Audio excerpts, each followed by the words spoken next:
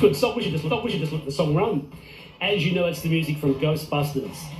I'm not sure if you've ever seen something strange in your neighbourhood, something potentially paranormal. Recently, 2 teenage Ghostbusters were fined for trespassing in Brisbane. The pair broke into a Salisbury warehouse. Now, you know, Salisbury is sort of on the south side of the city, a bit of an industrial area, to try and photograph a ghost haunting when they were met by the police.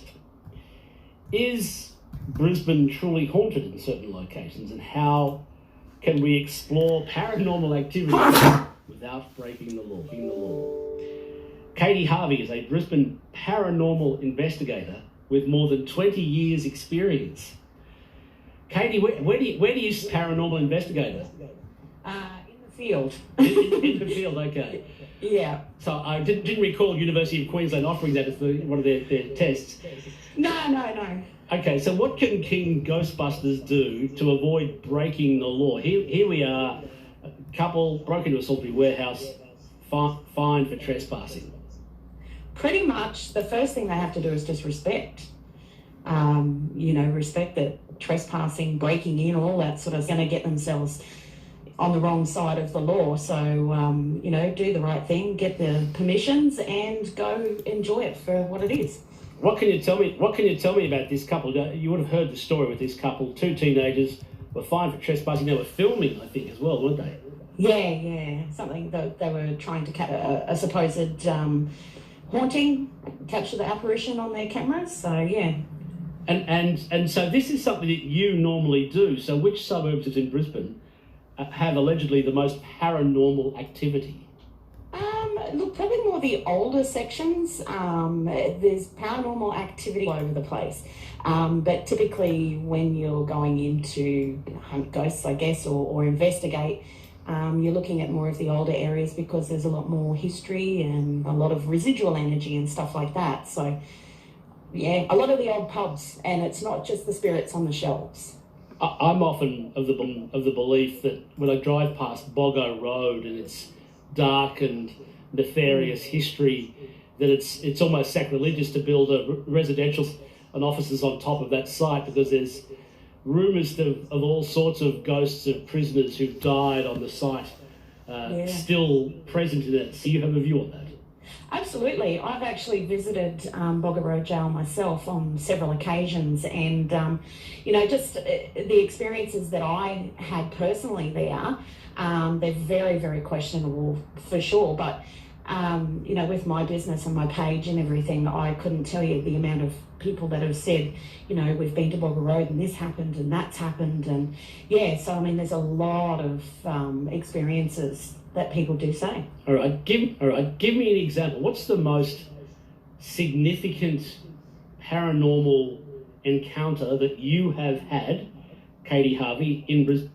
In Brisbane? Okay, so we used to investigate a few of the areas sort of around the edges and the suburbs. I think the most memorable would be Toowong Cemetery. Going through there one night, and I actually physically got touched on the back of the shoulder, and turned around, there was nobody there. So, and how do you explain that? You can't. You can't, not without people thinking that you're nuts. But are you nuts, Katie? Oh, look, absolutely. wouldn't do this for 25 years if I wasn't nuts. But look, honestly, it's those types of events that keep people going, and these young guys that did what they did with the warehouse, they've obviously had an experience of their own and just wanted to go out and do it more, but did it the wrong way. How do you know when there is a ghost in the room? Well, as investigators, as professional investigators, we actually use equipment that gives us the physical evidence. So, whether that's audio devices to catch voices or, infrared video cameras and that type of thing, we very much focus on the physical evidence more so, I guess spiritual evidence that, you have psychics and mediums go in and say, oh, I sense there's something here. Who says that spirits and apparitions are visual on the infrared scale of light? It's not so much that they definitely are, but you've got more of a chance of capturing that. And I guess it's no different to if somebody in the middle of the day, you know, they actually see somebody walking towards them and on. It's just the luck of the draw if you capture it. So this is ABC Radio Brisbane. My guest is Katie Harvey. Katie is a Brisbane paranormal investigator. She's been doing this for 20 years. She frequents older, more established places in Brisbane like graveyards, old pubs and the like, and pursues the paranormal. Steve Austin's my name. It's 17 minutes to 4. Where's the most unlikely place you've carried out an investigation, Katie Harvey? It was actually at a childcare centre. I got contacted by management there. They were saying that they'd had quite some interesting events happening, and I thought, oh, okay, you know, a childcare centre. So we went in and investigated, and we actually captured quite a lot of physical evidence for them, and later found out that it was actually a historical old school. So, you know, whether that was the connection for it or not, I honestly didn't believe we'd get much, but we got a lot, so... So when you captured the evidence, what did you do with the captured evidence? When it's a private investigation, we gather all the evidence together and we put it in a bit of a file and we take it to the person that requested us to do the investigation, and we let them see it, and yeah, it's their property then, and what do they do? They make up their mind. Well, they either keep it, or most of the time they keep it and show other people. But yeah, they use it as a confirmation, I guess. Okay. Now, these young teens who were charged with trespassing as they were in a Salisbury warehouse trying to photograph it, a judge was keen to see what they captured on tape or film. Do you happen to know what they captured? No, I don't. Okay. I don't. It would be interesting to know. No, do we keep an archive of this anywhere? Well, we do. We keep all of our evidence, anything, whether it be, you know, audio or video or photos or whatever it may be. We definitely, so I presume they would. That's what they're there for. So I sort of get the picture that you're a real life Ghostbuster, Katie. Yeah, that's my job. So you collect plasma, you record incidences. Do you ever have those laser guns to try and scare the apparition away? Oh, look, no, not dead. We do it for the living. No, seriously.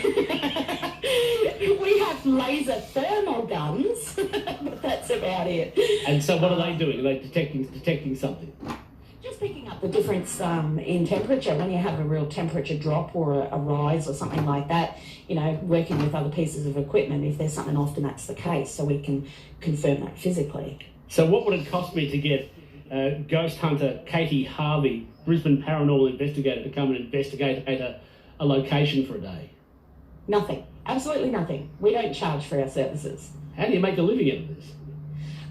We do a separate thing. We have tours where we allow the public to access these locations and be part of an investigation.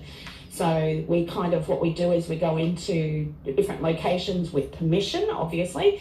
And, you know, we make money for that location, and we cover a little bit for ourselves to get more equipment and stuff. But for the majority of us, you know, we have jobs and families and stuff. This is just our crazy passion. Before I let you go, since you were touched on the shoulder by something that wasn't there in the Toowong Cemetery, have you ever gone back? Absolutely. Did it happen again? No. I wanted it to, but no, it didn't happen again. And look, that's usually the case. Sometimes these things happen and it's a once off, and you know, they're the moments that hook you, I guess, and you become a crazy paranormal investigator like me. Katie, thanks for your time. Not a problem. Thanks for having me. Katie Harvey is a Brisbane paranormal investigator. As you've heard, she's been doing it for over 2 decades. I should mention that these 2 teenagers that were trying to film the Salisbury warehouse were put on a $300 good behaviour bond by the court.